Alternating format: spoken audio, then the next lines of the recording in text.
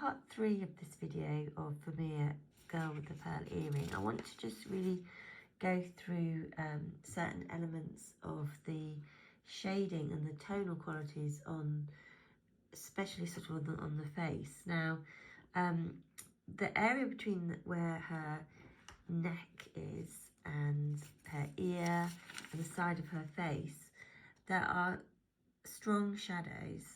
Now, this in itself is something that you're going to have to gently, gradually build up so that you can show this transition from light to dark. Also with the eyes as well, if you look right next to the eyes, there are very sort of subtle shadows. So those will need to be put in, as well as looking at the light that hits the eye. So not only have you got the white of the eye, but you've also got a very small fleck of white and on the other eye as well. So you need to remember to put those white flecks in. And when you're painting the mouth as well, you've got some very sort of subtle light areas on her bottom lip which need to be put in. You also, if you look at her teeth, there are very, very subtle suggestions of the teeth, but it is very subtle. So you don't want the teeth to overpower the mouth. So you're just going to literally mix a very subtle grey and then add a tiniest amount of detail for the teeth. The focus needs to be on the mouth itself and observing the highlights on the bottom lip. So when you do the teeth, which I would do before the lips, just mix a very pale grey and just don't spend too much detail on that area. So the next steps that you will be doing will be looking at the clothing. So she's got a very strong white on the blouse, and there's also a slightly darker layer as you progress towards the right, which I haven't put in yet, so I'm going to show you that. So when you look at her collar, you can see the bright light on her collar, which connects with the white on her earring, and then it gradually becomes darker. Now, as I've explained, with the material that I'm painting on, is very shiny. I would imagine most of you will be painting on canvas, so just be aware of your surface and your brush strokes and how smooth you can create these brush strokes. So what I'm finding is once this is dry, I can go back over it and put in another coat over the top.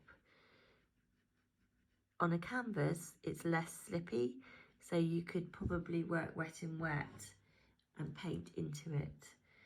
So the actual clothing, the main dress, I've used yellow ochre mixed with black, French ultramarine, a tiny bit of crimson and white.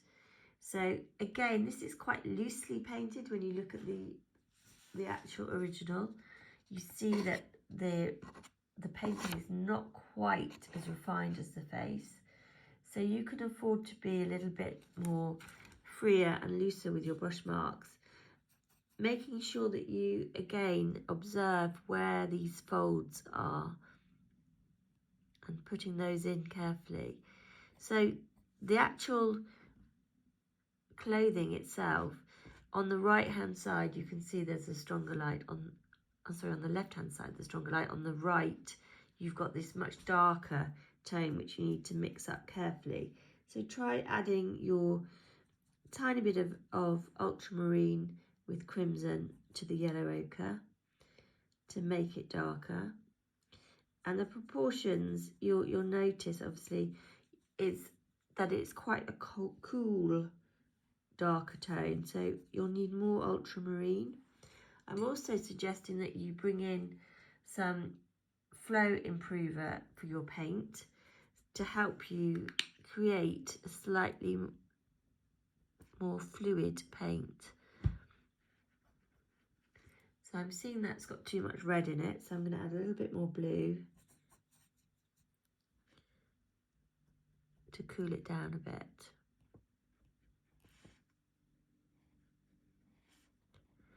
Now I have done a couple of paintings on canvas as well, which I'm going to show you. They're not finished, so the more, what you're going to find, the more you paint this painting, the more you see it is what first looks not simple, but because of the colour palette is quite sort of simple, just with your red, yellows and blues, but at the same point there's a lot of tones and shades of individual colours that you need to observe, and the more you look, the more you're going to see. But observing your tones next to each other is always very, very useful to see how dark you need to go. So I'm going to make this area here quite a bit darker, similar to this darkness here.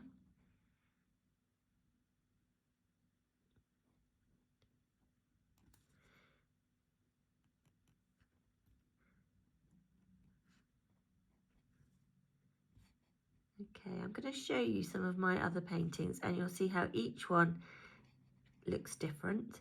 And this is what I want you to be aware of when you do make the painting. I don't want you to try and make, no one will be able to make an identical copy of this painting.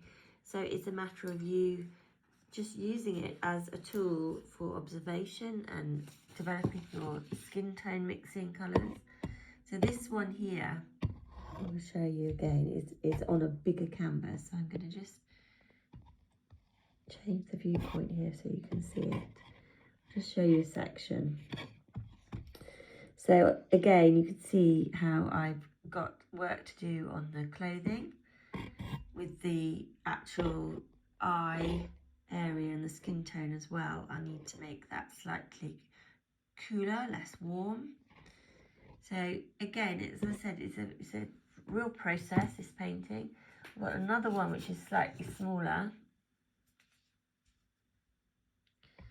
which I can see things that I need to work on. For instance, the shape of the face. I need to change on this side here, just make it a bit slimmer.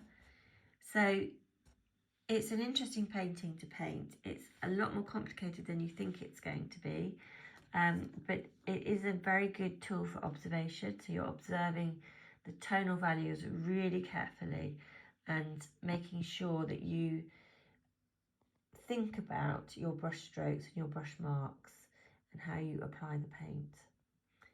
Thank you for watching.